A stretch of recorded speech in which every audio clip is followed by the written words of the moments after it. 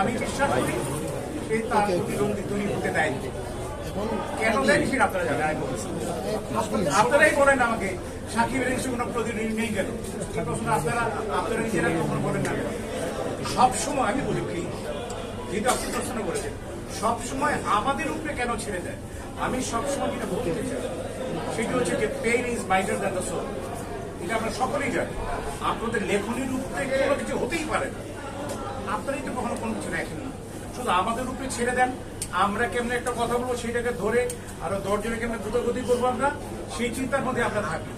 আমি মনে করি যে কোন রকম কারো বিরুদ্ধাচরণ না করেও অনেক সুন্দর কিছু দেখা যায়, আরেকজনের ব্যাপারে কথা বলা যায়। সেটার পাশাপাশি কেন তৈরি হয়নি এই ওই ছোটবেলার যে অনুভূতি, এটা বড় আমরাও করি একই রকম।